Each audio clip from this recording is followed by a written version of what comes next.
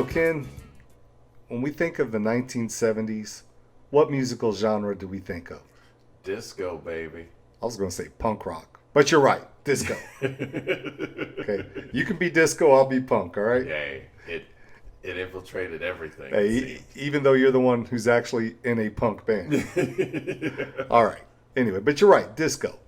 And the song we're going to talk about today by the Hues Corporation, "Rock the Oh yeah, Boat." rock the boat, baby. This is often considered the first disco song to hit number one on the Billboard charts. Yes. Okay.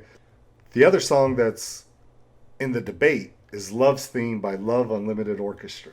Yeah, and if I could do a good Barry White voice. If you can't do one, nobody can, man. Nobody can do it if you can't do it, Ken. But no, you're right. And so it's weird because when I listen to this, I don't think disco. To me, this is R&B. But disco became such a huge force in the 70s. Because, like, it was funny because when you and I talked about Grease by Frankie Valli, Yeah, yeah.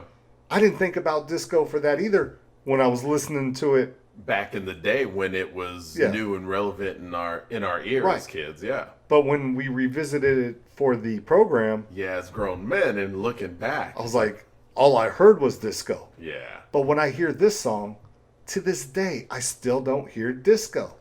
And I get it because this was I won't say precursor, but like you said, it was the first song to hit. So It was this, the inspiration. yes, it's the start of the wave. Whereas when we think of disco now, we think of the crest at the peak of the wave where it was gaudy and all in your face. Well, and there's a few elements at play, and we'll talk about those. But let's first talk about the Hues Corporation. Yeah. And it was a vocal group. Okay, so we're not going to talk about the guitarist and the bass player or anything else. It was a vocal group that was formed in California. Okay, so it's not coming from Detroit. It's not coming from Philly. It's not coming from Memphis. I mean, the place, yeah, none of the places we would expect Right. R&B influenced music to come from. It's not even coming from LA, man. Yeah. So, but this vocal group was one where they couldn't quite keep it all together to sustain success.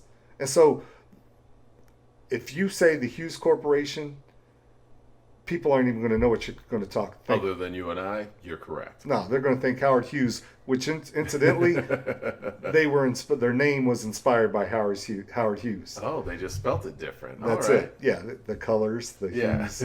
Anyway, so when you have a song that has stood the test of time, it's in movies, it's in TV Oh, shows, yeah, commercials. still played on oldies radio. And test of time, I have to point out the line in the "Go on with your bad self." How many times have you heard that Oh, growing up? absolutely. Till this day. For people our age, yeah.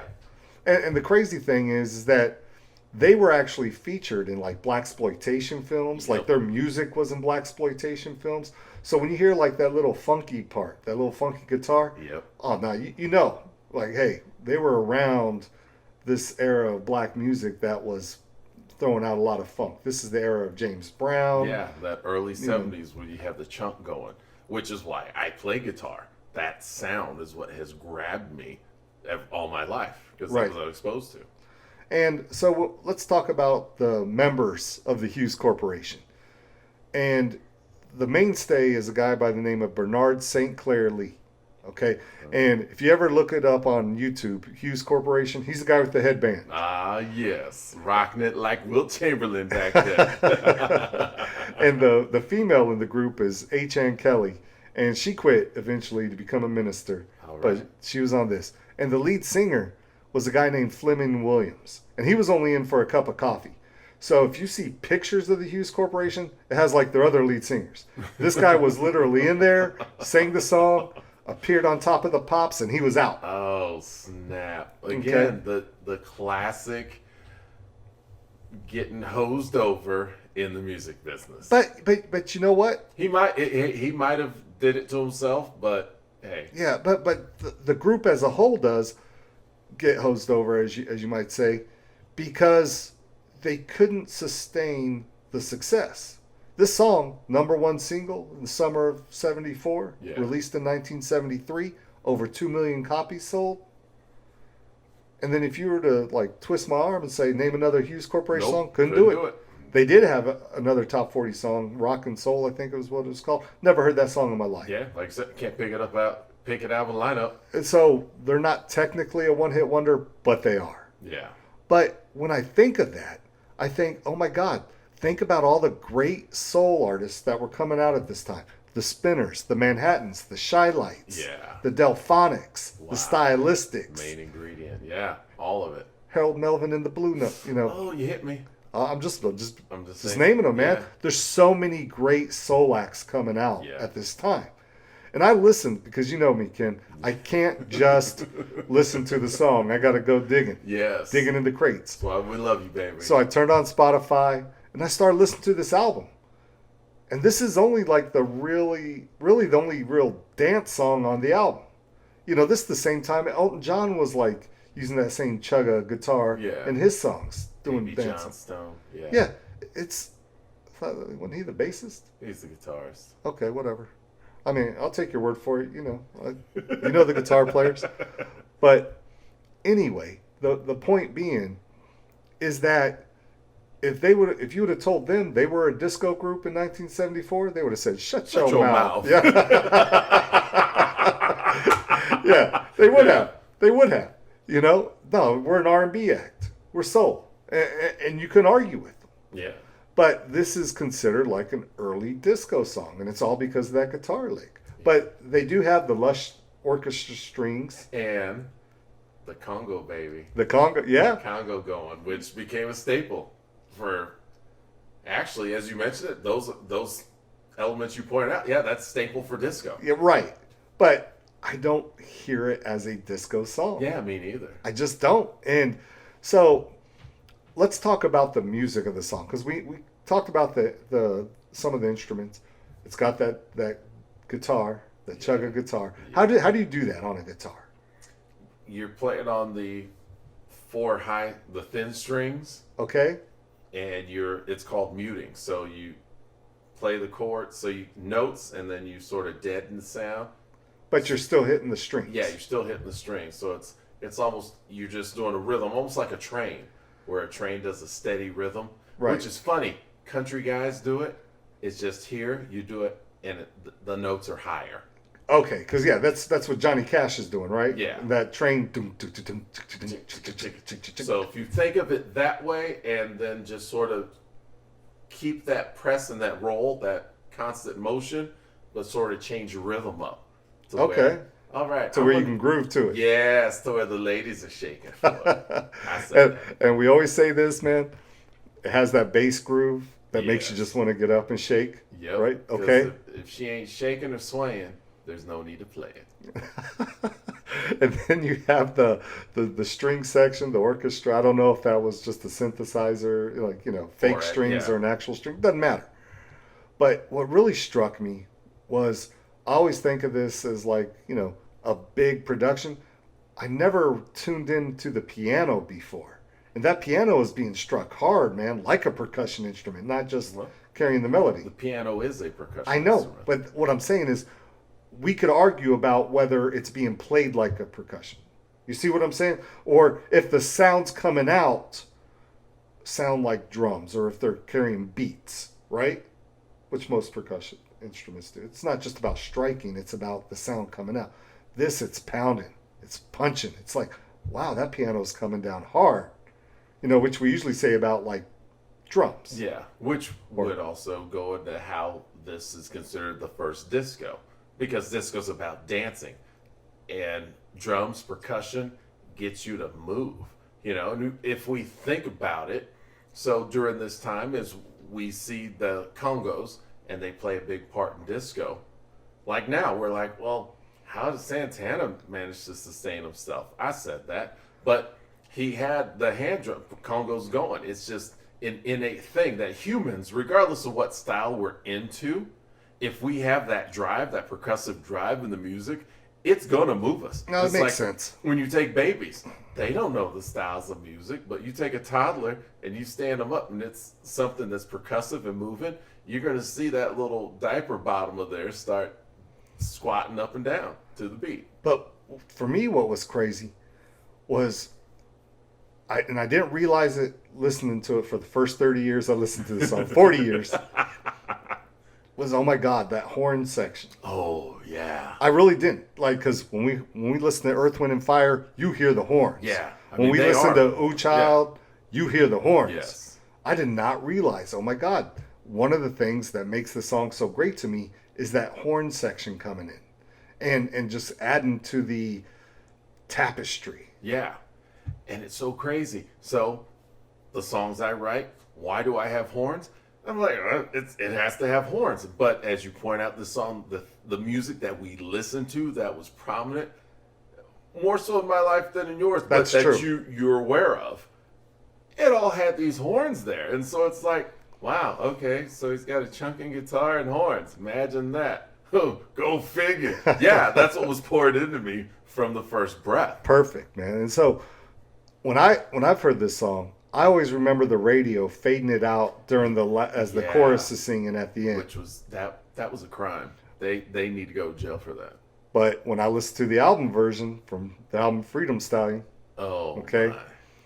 dude, at the end, that big outro of horns, And that guitar solo going dude, off. that guitar is going off. And it's like, why didn't this go off in the middle? Why didn't this go off before that last chorus? Yeah. Like, you wanted it to be featured instead of just being tailed off at the end. Yeah, what pencil pusher at the radio station decided that, nah, we don't need this, the coolest part of the song.